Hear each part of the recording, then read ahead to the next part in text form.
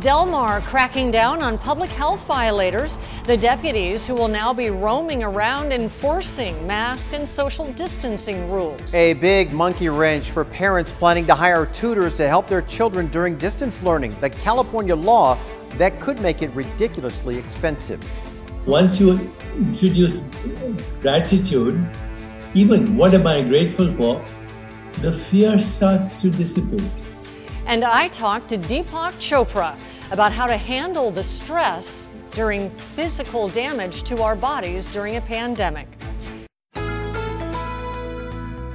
ABC 10 News at 6 starts now.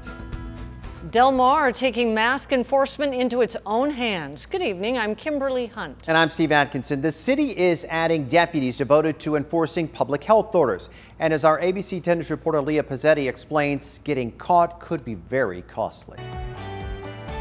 You know, there's a whole lot of people in town that are at this point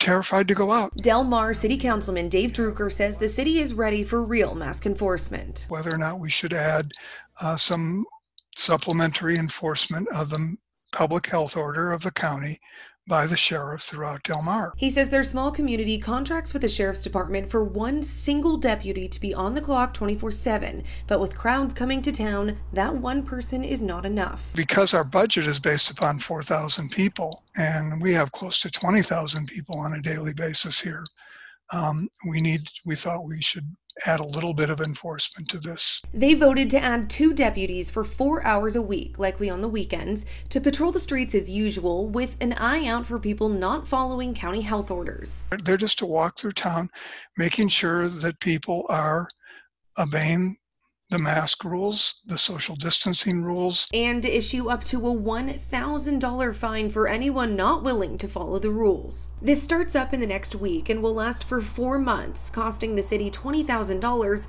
which some have expressed concern over. Is this the best use of funds? Drucker says the city put aside $120,000 for coronavirus relief, and this is coming from that pot, hoping this adds to the safety of visitors and eases the minds of locals. We thought that it would make sense to see if there's a way that we could allow more people, more of our citizens, to get out without being afraid. Leah Pizzetti, ABC 10 News. This won't be a moneymaker for Del Mar. Any fines collected will go to the county, not to the city. Here are the latest numbers. The county announced another 348 cases this afternoon, bringing our total to 30,800. There were also 10 more deaths, bringing that total to 578. A big helping hand for local businesses and places of worship that can no longer operate inside. Today, county supervisors voted to let churches and gyms operate at any of the county's 30 parks. Many of them don't have outdoor space and they had to close. Tonight at 7 o'clock, you will hear from a North County pastor about this new opportunity and the one thing that he values above everything else. There is a new threat to plans for at-home learning this fall, AB 5. It is a bill that's already impacted thousands of freelance workers here in the state. Our ABC 10 News reporter Mimi Alcala shows how it could significantly change how tutors can be hired. As an educator, I worry that parents will be penalized for bringing in-home tutors because of AB 5. AB 5 just went into effect this year. It was created to turn some gig workers or freelancers into employees with benefits, but it has faced a bit of backlash from the start. Now, a group of teachers, parents, and education advocates is calling on Governor Gavin Newsom to suspend AB 5 for in-home tutors. They say under the bill, parents who hire tutors to help their kids during this challenging time may be required to pay them as employees, not independent contractors. This is absurd that the governor is allowing an environment where parents have to run the risk of violating AB 5, a state law, facing penalties and fines for doing so, just because they're trying to help their children learn. Carl DeMaio, the chairman of Reform California, says he wants Newsom to immediately provide an exemption for in-home tutors. He's now urging others to sign this petition that'll be sent to the governor's office. He needs to put it in writing. He needs to sign his name to it. He needs to give an ironclad exemption, a suspension from AB 5 for tutors and for at-home teachers. But Assemblywoman Lorena Gonzalez authored AB 5 and in a statement to ABC 10 News said in part, AB 5 does not prevent a family or a group of families from contracting directly with a teacher or tutor. Employment requirements for workers providing services in your home are in the state and federal tax codes that predate AB 5 by decades. I'm afraid that the confusing language of AB 5 will prevent parents across our community from hiring in-home tutors. Mimi Alcala, ABC 10 News. And we also did reach out to the governor's office for more clarity and to see if there will be a suspension of the law, but have yet to hear back. We'll let you know when we do. ABC 10 News is committed to helping San Diego families navigate the challenges of virtual learning. So join us this Friday at 7:30 for a Safely Back to School special. Educators, experts, and everyday parents will reveal the best ways to keep your child engaged, educated, healthy, and thriving. Well, a San Diego company is being ordered to stop selling a product it claims can protect against COVID-19. The EPA says the Echo Air Doctor Portable is falsely billed as a personal air sanitizer that releases chlorine dioxide and effectively kills germs. San Diego-based Echo Shield has been ordered to stop selling the product, which is not registered with the EPA. It was sold on the company's website. A push to make sure that no workplace cases of COVID-19 are kept secret in California. Today, San Diego Assemblywoman Lorena Gonzalez and other lawmakers called for the passage of Bill 685. It would require employers to let all employees at a work site know within 24 hours if any fellow employee is exposed to COVID-19. And we've heard time and time again, well, you know, we expect employers would of course tell workers if there's been an outbreak or they've been exposed, but that's just not happening. And we know that it doesn't happen unless sometimes the state steps in and requires it. Well, the bill is currently in committee. It's opposed by business groups who say it doesn't clearly define what exposure means. With colleges preparing for distance learning, students are stuck trying to figure out what to do with apartments they're no longer moving into.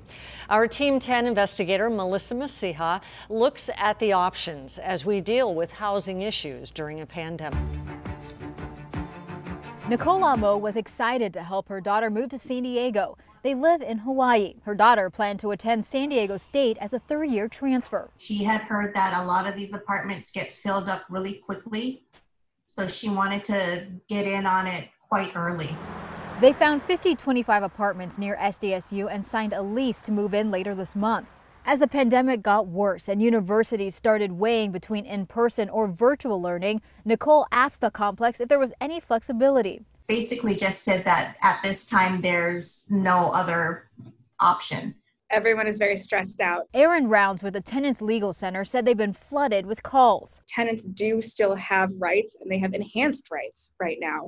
And landlords need to be understanding and sympathetic and also follow the law. She said it's critical families go over their contract. Rounds said there are limited circumstances where you can break a lease. The sooner you let them know, the better the situation is going to be. In Nicole's situation, emails from the assistant community manager in early July said they are unable to terminate her lease. Then late July, they emailed options: move in and pay the rent, allow the complex to find someone take over her daughter's spot and pay fees, or Nicole find someone on her own and pay a $350 reassignment payment. I'm stuck between a rock and a hard place.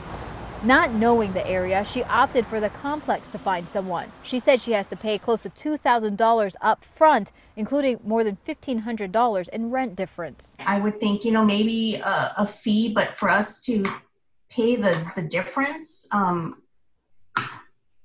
I just think that's kind of really harsh on their side. I called the 5025 apartments and emailed several times. Nobody would answer my questions. A lot of people are really having hard times, and I would think some students couldn't even afford to go back to college if their parents had lost their jobs or something. Melissa Masiha, Team 10. The Tenants Legal Center recommends contacting an attorney if you have questions about your lease and housing.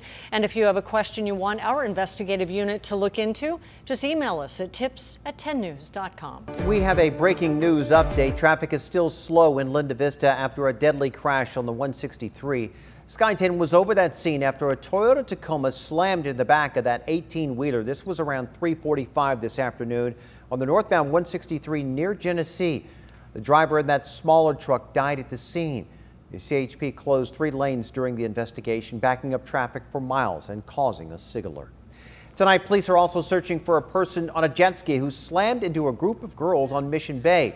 The girls were riding their own jet skis today when this happened. One of them was injured and thrown into the water. Her friends were able to help her to shore at Ski Beach, where paramedics took her to the hospital. No word yet on the extent of her injuries. The discovery of a woman's body behind a business in Chula Vista is being investigated as a murder. A passerby found the body in a field behind the Smart and Final on Main Street around 6:30 this morning. The woman appeared to be shot to death, but police don't know who she is and they have no suspects. Anyone with information is asked to call Chula Vista Police.